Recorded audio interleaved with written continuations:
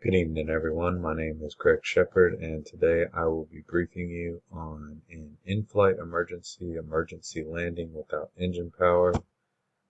So far, so far in my commercial training, I've definitely enjoyed getting back to the basics of flying and understanding exactly what it takes to become a commercial pilot.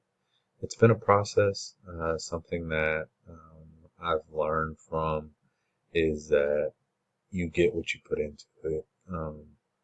I got my private pilot's license back in 2016, so getting back into flying after over 4 years has been pretty tough, but I love it. Wouldn't change it for the world. So, just an overview. I'll give you a brief overview of the flight, um, who will be taking the flight, and then give you an en route flight. And once the emergency actually takes place, we'll run through the emergency and the checklist all the way down to the landing, and we'll conclude from there. So first things first, flight details. It's a Cessna 172, November 12, Mike Fox. It's cross country from KDTO to OKC, which is Denton to OKC. It'll be myself and the instructor who has 400 hours. I have a little over 100 hours of weather at Denton. Looks fine. Not expecting any significant weather en route or at OKC. Both places look good. Fuel. Want to make sure that we have enough fuel for the flight. We're expecting to only use 11.1 gallons based on our performance charts and the weather and the winds aloft. But we have 38 gallons usable, so we shouldn't have any issues with fuel. And we'll also refuel once we're in OKC. Estimated time of flight is an hour and 19 minutes. We're going there, going to catch a baseball game, head back the same day, all day flying, possibility of an early evening return on the flight. And then we're expected to get VFR flight following up at 4,500 feet all the way to our destination.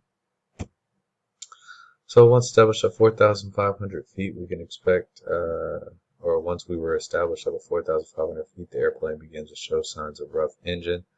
At this point, we both remain calm. The instructor turns on the carb heat just in case of carb ice and engine goes out. As we continue to remain calm, we begin running the checklist to try to get the engine going again. Airspeed, pitch for 65. Make sure the carb heat is on. Fuel selector valve is on both. Mixture rich. Ignition switch is on both. Or start if the propeller is stopped and primer is in and locked. Unfortunately, with us going through this checklist, we weren't able to get the engine started, and so we had to move on to the next checklist, which was an in-flight emergency landing without engine power. So our airspeed was set at 65. Make sure we keep that glide speed good for our destination. We picked an airport to land at because we had mission planned our route of flight, and we had some selected airfields and fields in our route of flight just in case something like this did happen. At that point, we ran our checklist, made sure we continued to keep that airspeed for the best glide, mixture and idle, cut off, set off, fuel selector valve off, ignition switch off, wings, flaps as required, master switch off. And prior to touchdown, we went ahead and popped those doors open and we touched down slightly with toe low and applied the brakes immediately. Because we had let ATC know about our emergency and what was taking place, we were at an untowered airfield. We called up to the local traffic to let them know what was going on. But the ground airfield was able to get emergency personnel out there, so we had to exit the aircraft and then watch for those emergency personnel. We were able to call over to our flight school and get somebody out to come pick us up. From Ardmore is where we had to land at. Fortunately, we did have an airport to land at, and everything went smoothly. So one thing that we learned from this flight is the importance of knowing your emergency checklist, like down pat. Because if we had hesitated or, we were scared or reacted, in a harsh manner, then this could have ended very badly. Fortunately, I had my instructor who had many hours in the aircraft and just continuous practice of the checklist and going through this in the simulator definitely helped us get down on the ground safely.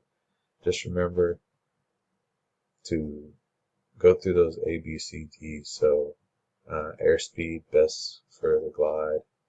Pick the best airfield or field wherever you need to land. Highway, as you can see here, if needed. And then